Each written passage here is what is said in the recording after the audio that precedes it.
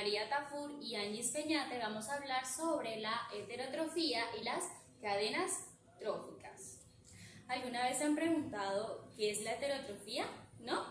Vamos a explicárselas. Es un proceso biológico que se refiere a la forma en que ciertos organismos obtienen su energía y nutrientes, a diferencia de los autótrofos, que producen su propio alimento.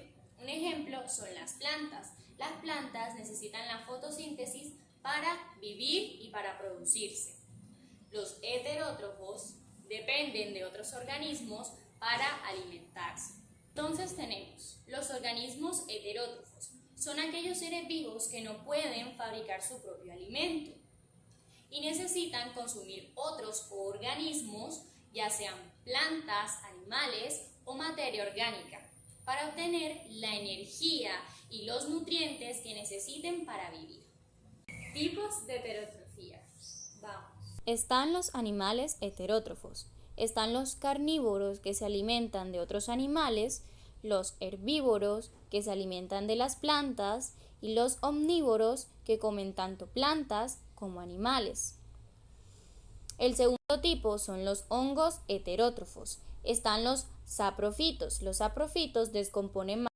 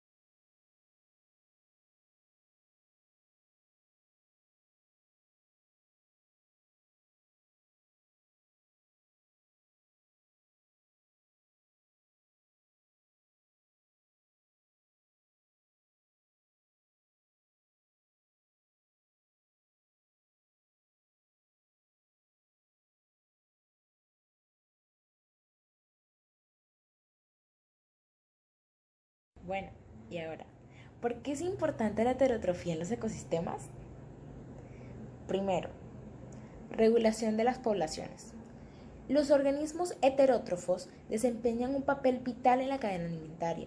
Actúan como consumidores primarios, secundarios y terciarios, lo que significa que regulan las poblaciones de otros organismos. Al alimentarse de plantas y otros animales, los heterótrofos ayudan a controlar el crecimiento de las poblaciones de presas, evitando que éstas se disparen y causen desequilibrios en el ecosistema. Segundo, reciclaje de nutrientes.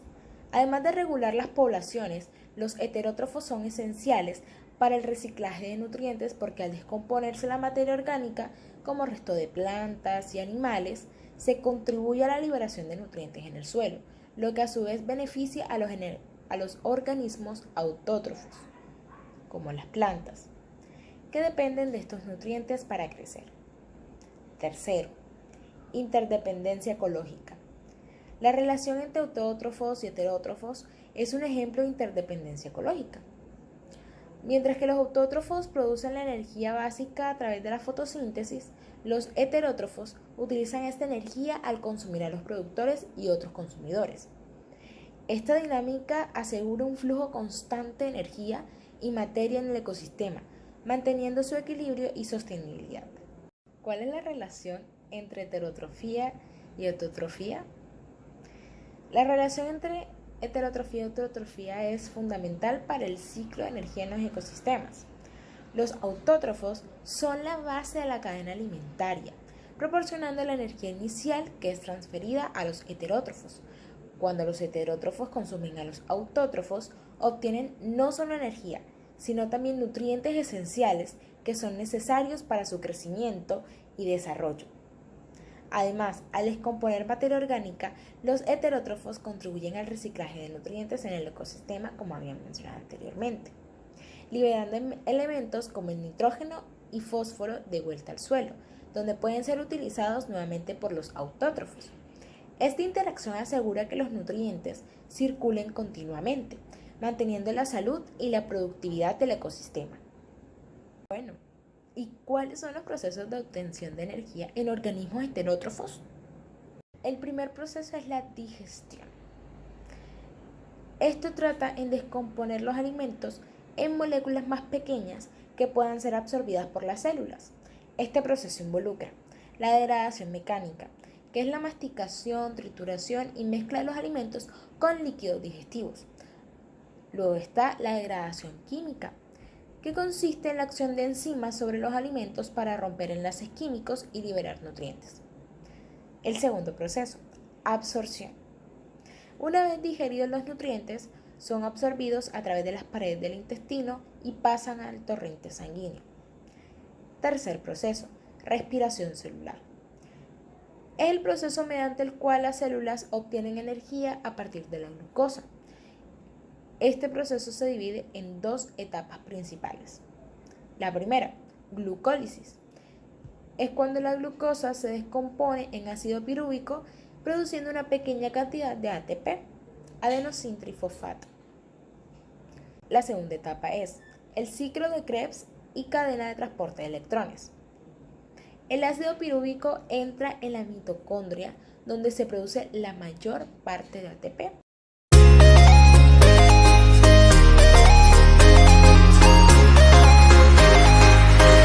Los organismos heterótrofos han desarrollado una amplia gama de adaptaciones morfológicas, fisiológicas y comportamentales para capturar, procesar y digerir los alimentos.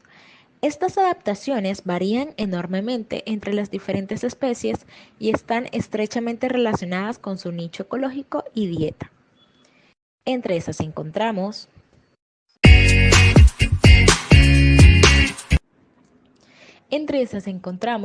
los dientes y aparatos bucales especializados. Los carnívoros suelen tener dientes afilados para desgarrar carne, mientras que los herbívoros poseen dientes planos para moler plantas. Los insectos tienen diversos tipos de aparatos bucales, como picadores, chupadores o masticadores, adaptados a sus fuentes de alimento. Formas del cuerpo. Los animales acuáticos, como los peces, tienen cuerpos hidrodinámicos que facilitan la captura de presas. Las aves rapaces poseen garras fuertes y picos curvos para atrapar y desgarrar a sus presas. Órganos sensoriales desarrollados. Los sentidos del olfato, la vista y el oído están altamente desarrollados en muchos heterótrofos, permitiéndoles localizar y reconocer el alimento.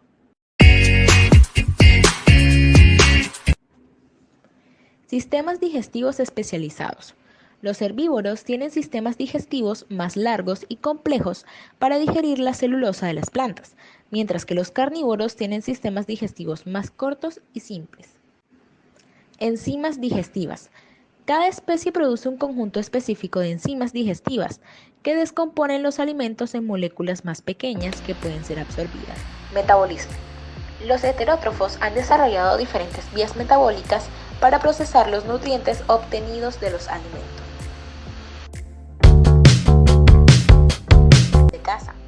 Los depredadores utilizan una variedad de técnicas de caza como la emboscada, la persecución y la cooperación en grupo. Hábitos alimenticios. Muchos animales tienen hábitos alimenticios específicos, como ser diurnos o nocturnos o alimentarse en ciertos momentos del día. Migración. Algunas especies migran largas distancias en busca de alimento. Ahora pasamos al tema de cadena alimentaria o cadena trófica. Una cadena trófica, también conocida como cadena alimentaria, es un concepto fundamental en ecología que describe la secuencia de transferencias de energía y nutrientes a través de diferentes organismos en un ecosistema. Esta cadena representa cómo los organismos se alimentan unos de otros, comenzando desde los productores, organismos autótrofos como las plantas, hasta los consumidores, organismos heterótrofos que pueden ser herbívoros, carnívoros u omnívoros, y finalmente los descomponedores.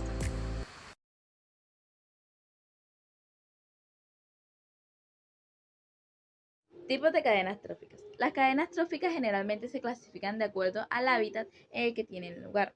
Por lo tanto, usualmente se hablan de dos tipos distintos: cadenas tróficas terrestres y cadenas tróficas acuáticas. Tipos de cadenas tróficas terrestres: aquellas que tienen lugar en las distintas plataformas continentales, incluso bajo la superficie terrestre. Por ejemplo, cadena trófica del desierto y cadena trófica de la selva tropical húmeda. Tróficas acuáticas: aquellas que se dan en ambientes marinos o lacustres y están compuestos por criaturas adaptadas a la vida acuática o submarina en sus diversos niveles, como cadenas tróficas costeras o zonas abisales.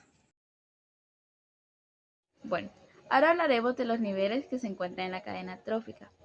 En cada uno se ubican imaginaria o representativamente las distintas especies que comparten una actividad alimenticia o un modo de nutrición y que por ende ocupan el mismo lugar en el circuito alimentario del ecosistema. Los niveles tróficos pueden ser productores o productores primarios, formas de vida dotadas por una nutrición autótrofa, es decir, capaces de sintetizar su propio alimento como las plantas. Consumidores: son aquellos seres vivos heterótrofos que deben consumir la materia orgánica de otros para nutrirse. Se clasifican usualmente en 4, que son primarios, herbívoros y otros seres que se alimentan de los productores directamente o de sus derivados, semillas, frutos, etc. Secundarios, depredadores pequeños que se alimentan de los consumidores primarios. Terciarios, depredadores de mayor tamaño que se alimentan de los consumidores secundarios. Y cuaternarios, grandes depredadores que se alimentan de los consumidores terciarios o secundarios y que no poseen depredadores naturales. Por último, hablemos de los descomponedores. El departamento de reciclaje de la naturaleza, que se alimenta de la carroña, de los desechos y de la materia orgánica en proceso de descomposición, que ayudan a reducirla a sus materiales básicos.